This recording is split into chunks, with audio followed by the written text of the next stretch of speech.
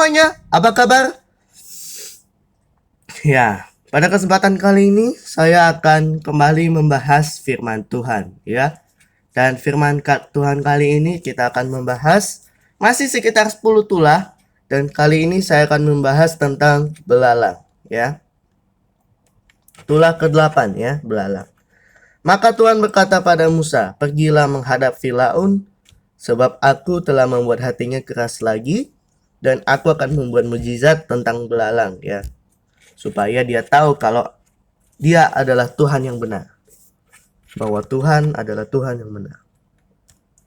Maka Musa dan Harun berkata menghadap Firaun dan bilang, dia bilang, "Berapa lama lagi Anda menolak permintaan kami membebaskan orang Ibrani? Ya, biarkanlah umatku pergi supaya mereka beribadah padaku. Sebab jika engkau menolak lagi, maka ada satu tulah yang berbahaya, yakni belalang."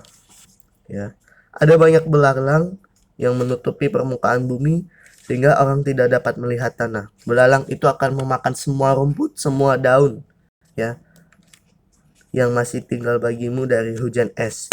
Bahkan akan memakan habis semua pohon yang tumbuh. Belalang itu akan memenuhi rumahmu, pegawaimu, dan semua orang Mesir seperti yang belum dilihat oleh bapamu dan nenek moyangmu. Setelah itu, para pegawai Firaun berkata, "Berapa lama lagi orang ini akan menjadi jerat bagi kita?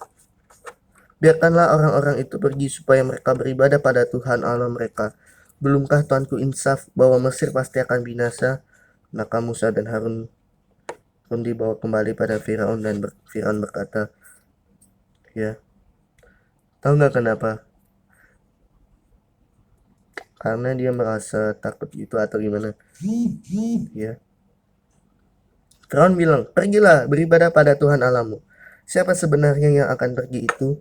Musa bilang, "Kami hendak pergi dengan orang-orang yang muda dan yang tua, dengan anak-anak lelaki kami dan perempuan, dengan semua hewan ternak.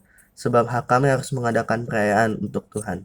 Tetapi Firaun bilang, "Tuhan boleh menyertai kamu jika aku memberikan kamu pergi dengan anak-anakmu.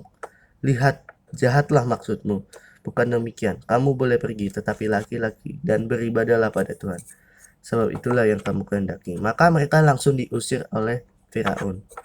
Maka Tuhan bilang pada Musa, "Yaudah, karena dia nolak lagi, yaudah, ulurkan tanganmu ke atas tanah Mesir, maka belalang akan datang untuk menghabisi semua rumput dan akan mengganggu yang sisa-sisa hujan es kemarin."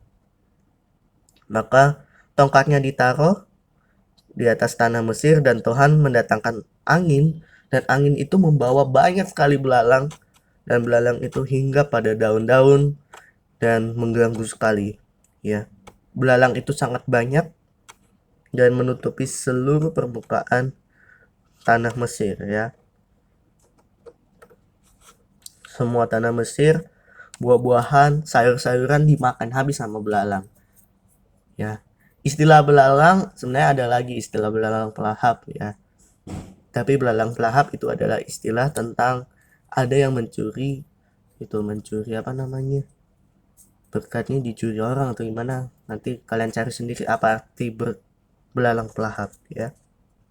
Itu sampingan. Dan kita kembali. Maka Firaun berkata pada Musa dan Harun, "Ampunilah dosaku lagi, berdoalah lagi pada Tuhan." Maka Musa meninggalkan Firaun dan berdoa pada Tuhan, dan pada akhirnya kan angin timur nih yang bawa, angin barat bawa pulang. Jadi kayak gini, angin timur datang, yo yo yo belalang, ayo ganggu semua orang Mesir. Lalu Tuhan izinkan, yaudah angin timur kamu nggak usah ini lagi, yaudah makasih. Habis itu angin barat datang, yaudah sono sono sono, kita balik lagi gitu. Jadi kayak diusir gitu belalangnya dari tanah Mesir. Tapi Tuhan tetap saja mengeraskan hati Firaun, karena Tuhan ingin menunjukkan semua mujizatnya di depan orang Mesir, ya. Firaun tetap keras kepala dan dia tidak akan membiarkan bangsa Israel pergi, ya, begitu, ya.